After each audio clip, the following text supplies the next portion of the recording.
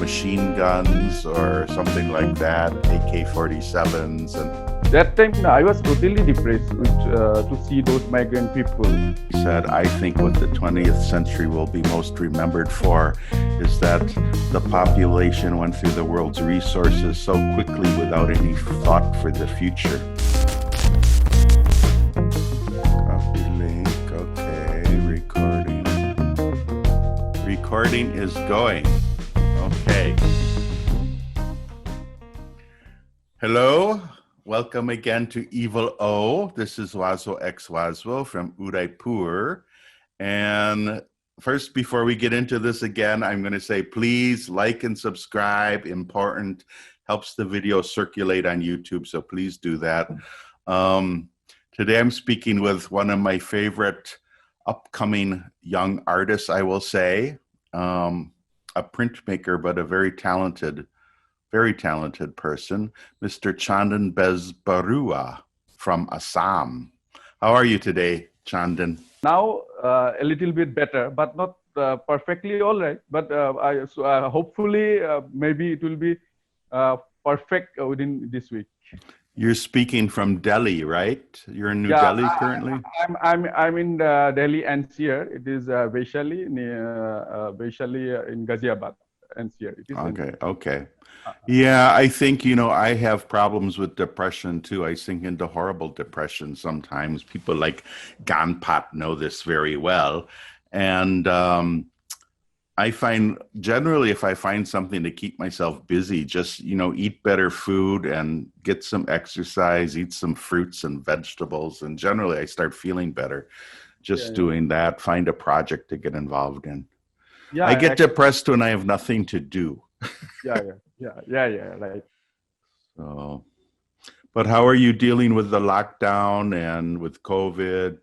At the beginning, it was fine, but later on, because of my bad habits, I didn't give time to my food and ignore having good foods, and actually give more time for sanitizing and all instead of eating. So due to that, it was happened, and from last 2 months, I was not working practically, but even though I am thinking about my part 3 of my landscape series, where I did some mistakes in part 1 and part 2. So I want to improve that and explore in another way. Or it's not totally different, but it will be a little different from that. That's a fabulous series. Do you want to explain a little bit to people what this series? This is the series you're talking about somewhere in Northeast India. Yeah, it was related with my childhood actually. I was born in Nagaon and I grew up in Guwahati city. And the whole Guwahati city was surrounding with hills, and most of the part of Northeast surrounding with hills. And I lost my father in mother in early age. So due to that depression type of things happening with me, and I was not matured enough at that time. So I never used to go with my friends for any activities or entertainment things. Most of the time I used to go to the jungle, meets of the jungle, sit and discuss and talk with them. It was daily routine, and I don't know why it was happening with me. But when I came from that place, Guwahati to Delhi, and later on that nostalgic affinities came to my mind frequently. And even though I used to go to Guwahati during my vacation time, whenever I get time, I never go to other places. I like to go to those places. So I took photographs from that place, and I start working from those photographs. And when I start working from photographs, but my personal experience and emotions are going through carving and working, and it's merged with and come up with something different. Yeah. So I'm just curious. You lost your mother and father at an early age. Oh, How no, old? not father. Sorry, not father. It was by mistake coming. Mother. I lost my mother in Oh, early you age. only got, but you still But have your father. I have my stepmother, Okay. but I was very deeply touched with my mother at that time. Yeah. Yeah. But Yeah. it Yeah. will go, yeah, yeah. That's I, sad. uh, So that started your connection to the landscape. I used to go to the midst of the jungle, more in between the hills, and as my house is in between the hills only. So the whole city is under surroundings with hills, Guwahati city. So it's very easy to you to go that places, that type of places. Yeah, I saw a photo of it that you posted on Facebook yesterday, Yeah, actually. It looked yeah, like a beautiful place. I wouldn't mind coming to visit it sometime. yeah, But yeah, yeah. when I was young too, I mean, I was kind of a loner from my childhood. I was an oddball, me and my brother both actually. But I used to Okay. love, we had a very, very small little river. We call it a creek, the type of river that's only like 6, 8 feet across, very small. And Yeah. it was in a woods near us. And I would always go to that river and just sit on a rock and watch the river go by. I loved it. I could spend hours down there. But I Yeah. think that kind of thing, it's one of the things that sort of tags you as an artist because it develops that sensitivity, you know. Even I enjoyed more with nature than with my friends at that time. Yeah. And because of those activities and those type of things, what you say, it is there also in my place. And I want to add here something about the series. It has two part.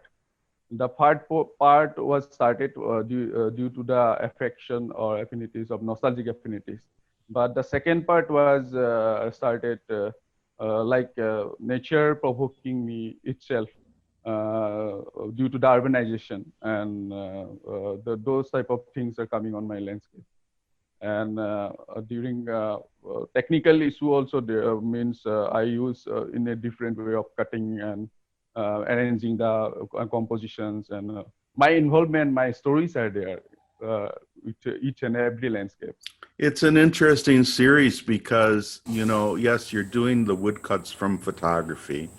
They're extremely detailed. I mean, everybody's amazed at your detail work. In fact, I Mm. remember when disclosure, I bought a few.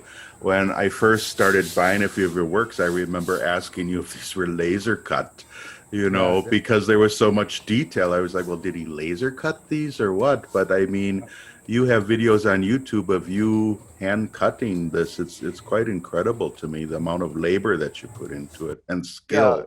yeah, yeah. It's beautiful. I started printmaking in 1995 when I was in government. I must say that when I was in government college of art and craft Guwahati, and my teacher was Ajit Sil and Dilip Tamoli. They both are brilliant printmaker, Yeah, and Ajit Seal is really incredible. yeah, he was in there at that time as a And who was the lecturer. other one? Benaki Barua? No, Pinaki Barua was in Santi Niketan. Ah, okay. He is from Santi Niketan, but Ajit Sil was the head of the department of Government College of Art and Craft, my college, Okay. where Okay. I studied. I did first woodcut in I'm confused 1995. because when I met Ajit Seal, he was at Shanti Niketan, so I don't know the history of where he's moved and when. But Before he was in Government College of Art and Craft. okay. Later on, he joined Santi Niketan as a professor. Okay.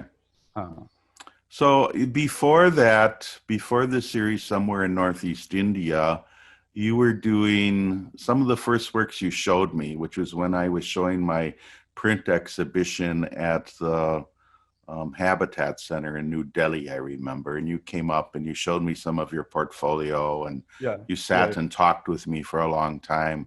But yeah. at that time, I remember you were showing more socially conscious things, I would say. I remember you had like a silk screen, I think, in 6 pieces that was of machine guns or something like that, AK-47s. And to me, they were obviously related to like Naxal movements and whatever. Do you want to talk about some of that early work at all? Yeah, that series was Behind Me series, and during that time in Assam, Northeast, almost terrorist activities are in the top level, and people are just killing like anything, and so many bomb blasts happened during that time, and I have seen that the gun is like the superpower of everything. And I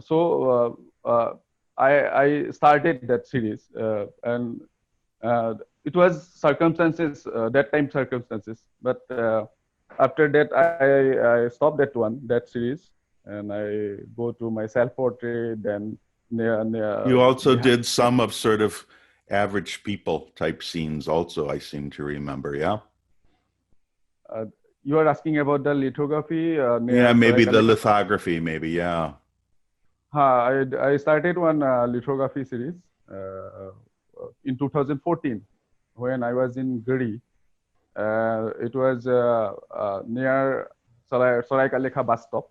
It is in Delhi. So at that time, I used to go by bus from my school to.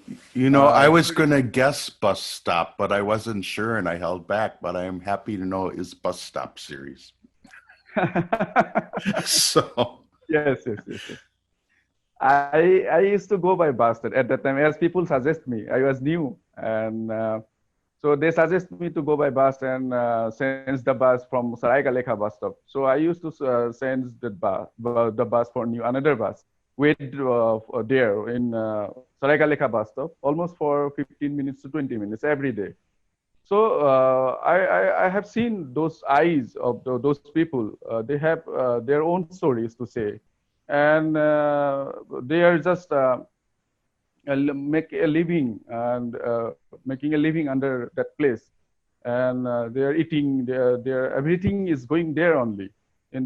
So that those things are disturbing in my mind, and frequently.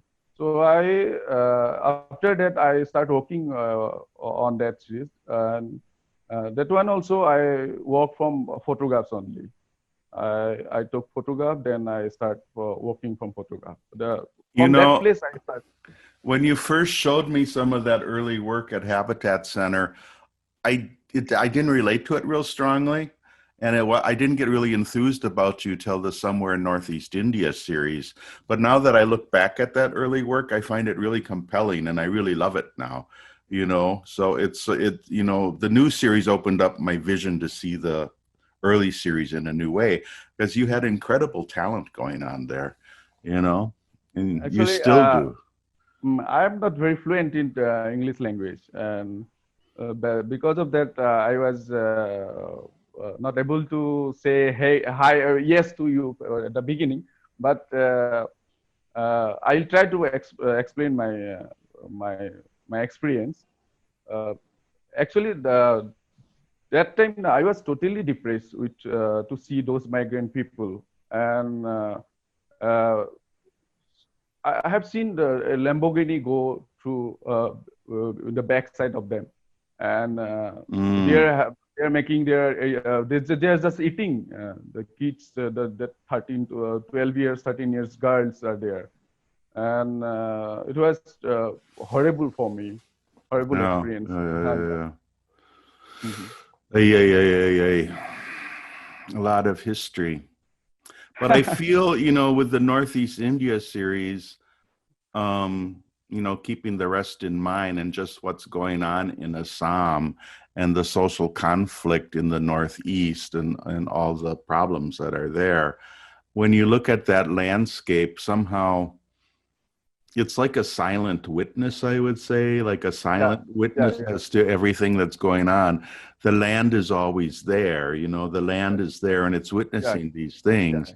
But then Right. you've also brought up how there's been a lot of deforestation and there's a lot of attacks on natural resources going on in the state also, right? And now I think the most recent thing is the government had some plans to do palm oil plantations or something in the Northeast in Assam, which sounded quite horrible to me. But A few days before, they are thinking about few years, a month before, they're thinking about to make Sondapur as a place of dumping ground, and it was totally horrible things. I oppose that, but what we can do, we can just I can draw only, and I can say only, but I can't do that.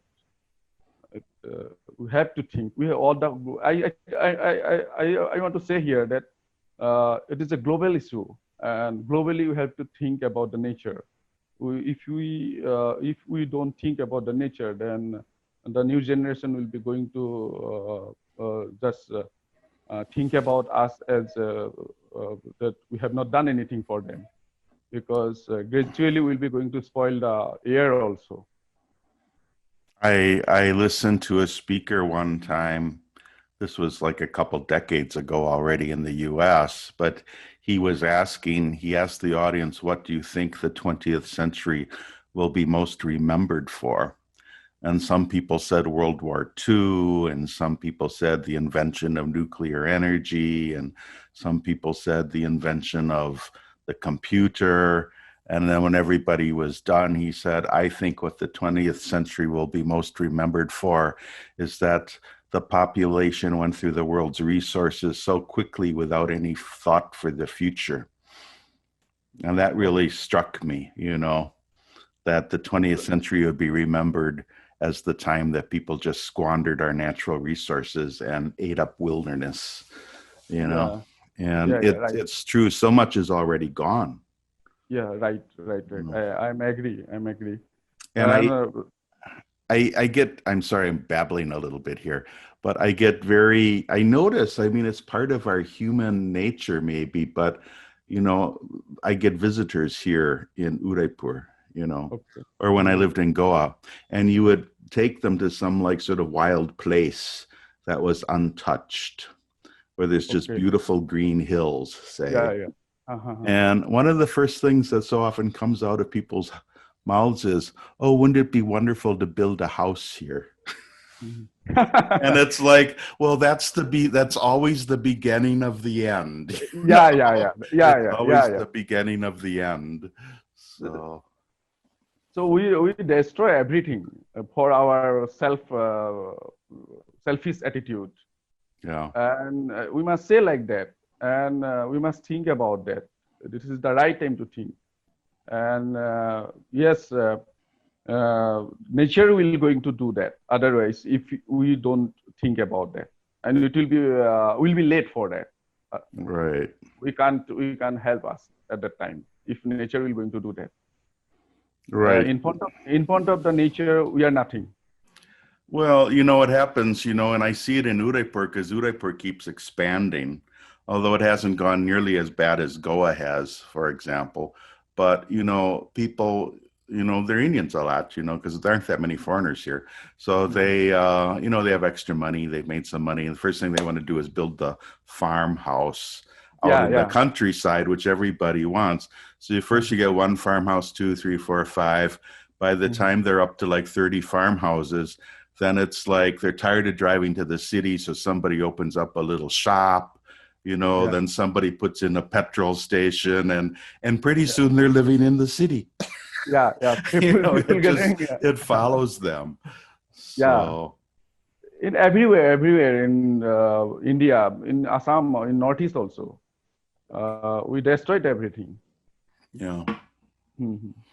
But I think you still have a lot more nature in the Northeast. Yeah.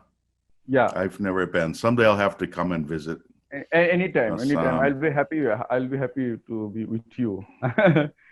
Anyway, let's get back to your work. You said that you were going back to your Northeast India series, and you were seeing mistakes, and you were trying. What were the mistakes that you're trying to correct? Mistakes. I actually not mistake. I want to improve. Okay. I want to improve in another way, and I want to add something on it in a different way. composition wise, or I want to see stories in between there. Before the stories were silent, and uh, even though my presence was there, I was there. Uh, uh, in every landscape, stories are there, but I want to just do in different way with that story, and the technical issue also, the technical side also. Well, that would be a good idea. I've noticed now they're not just pure landscapes anymore. You've been inserting little huts and things, some habitations, people habitations, but on a very minimal level. And like that inserts some narrative of the relation of the human to the landscape, So that's sort of Yeah, the yeah, direction you want to go in some way to yeah, show the yeah. interrelation. Yeah. Okay, Uh, that's a uh, good idea. uh, But I I really am. think I really think you're onto something with that series. They're very elegant, and yet they're also meaningful. So you've got two strong things going there. That's my personal opinion. Um, Because of your positive words, you said almost 2 years back, mm, I am become more confident, and I'm even we must say thanks to you for your support to printmaking discipline in India, and even, especially for younger artists, you support them all, and you make them more confident. And this is my personal view, but we must say like that. but you're still Uh, looking for a permanent gallery, right? You're looking for I'm a gallery. yeah, yeah. I don't have a permanent gallery, but I am indirectly joined with a few galleries, but not Okay. permanent. You've been Uh, in some nice group shows and things, yeah, Havna yeah. Cocker's recent show, which was when in March, I think it was, you were in that. You had a beautiful piece in that show, um, which Okay. is good. Yeah. I Mhm. forgot the name. Oh, Remember? I was walking around with my mobile phone doing oh, video. you are talking about the printmaking matrix, no? Yes, It is yes. in Triveni. It is in not Habitat. It was in Triveni Center. See how vague my old mind is? I can't remember any of the details, but I do remember the show.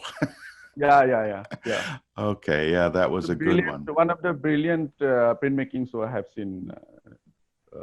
I like that so very much. So, how are you supporting yourself now? Are you teaching or anything? Or I make my earning through teaching. I'm teaching in DPS, and my time for teaching was till 1:30. okay. So after 1:30, I have my own studio in my upper of this house, upper story, and well, very small one, but I can go and I can work anytime. So So the before, studio you have above you use for making woodcuts. Do you have an hmm, etching press by any chance? yeah, yeah, I work on etching press. That those prints are taken on etching press only. But you have an etching press in your studio. Yeah, yeah, yeah, Oh, you're lucky for that because a lot of young printmakers always complain that they don't have a press.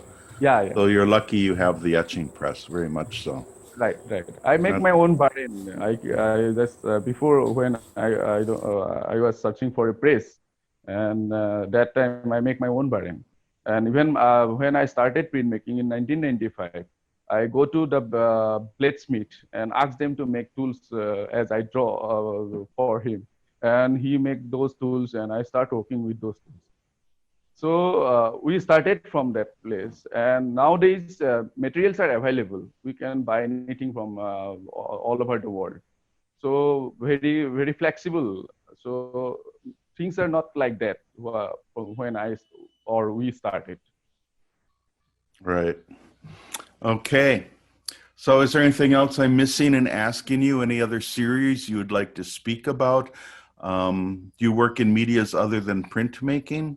Do you do any painting or anything? Yeah, I like to do painting and sculpture also, but if I concentrate to all, then I can't become. I am not satisfied with means can't be satisfied with my work. So I give more time to one medium only All nowadays. right. On woodcut only. So I stopped working on lithography also. Might be I'll start with lithography as soon as possible, as I did many woodcuts from last 3 years. Have you been in contact with Subrat Behera down in Yeah, Baroda with Litholeka? I met him in Gallery Space when it was your show, but we didn't talk afterwards. You should talk to Subrat Behera. He might be more than happy to have you come down and make some lithographs at his studio. He's a pretty nice guy. Yeah, I certainly would suggest you to him, because he approaches it very much as it is his studio. It's not a collective, but he keeps it pretty open, so a lot of people who get to know him, artists he likes, they come in and they print. Yeah, and he's doing editions for other people. So I'll introduce you if not. Anyway, Chandan, it's getting long. I'm trying to keep these to a half hour now. And I'll give you one more plug because I really like your work. And I think galleries should take note of Chandan Bez Baruah. Thank you. You're fabulous. What you're doing is fabulous. That whole thing is getting the galleries to accept a printmaker who's just a printmaker is so hard. They always balk at that. And I don't understand because such fabulous things are going on in printmaking. And yes, there's a lot of crap in printmaking too. I know that. But there are certain artists that are really standing out as artists in their own right, and their medium is printmaking, and they shouldn't be expected to do paintings and all these other things. And that's what galleries do. So many times the galleries say, well, if he did some paintings, and it's like, no, accept them as, Zarina Hashmi did it. Yeah. Hashmi, she did it as a printmaker. I mean, she did some sculptures and things, but by and most large, of the time gallery asks me for my watercolor or drawings like that. Right. Yeah. And Samna Thor did it as a printmaker. So, I mean, people have succeeded being primarily printmakers, but the galleries never seem to open their eyes to that possibility. And maybe that's because collectors don't open their eyes. I still think collectors don't understand printmaking by and large. Yes, that's But true. anyway, that's a whole nother topic. Someday, you know what I want to do, Chandan? I want to have like a group Zoom call with you and Subrat and maybe Sogra and a couple people, and we all just talk about the problems within the printmaking scene. That would be very interesting. Yeah, that will be perfect idea. We should do that. Yeah. And talk openly about it. Yeah. Yes. Okay, so I'm going to say goodbye. Thank you, Sacha. My last word to you, and even I can't. I don't have words what you did for me and for the printmaking in India. And thank you so much.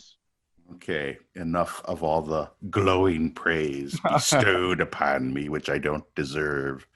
Anyway, you deserve. No, you are the one. You are the one who can search, who can find, I'm who just can a common boy from Milwaukee who stumbled into India and things happened for me here. But no, anyway. I think everybody is noticing that. This is not my emotional or personal reaction. Everybody is noticing that. And you are very confident, bold, and straightforward. You give opportunity to those people who are very shy, who are beyond that focus, working in the background of screen. So that is very good initiative from your side. Okay, Chandan. Okay, everybody, this is Goodbye from Evil O. Goodbye from Evil O in Udaipur, and see you next time. Like and subscribe. Till next time, goodbye. Goodbye, Sasa. Bye-bye.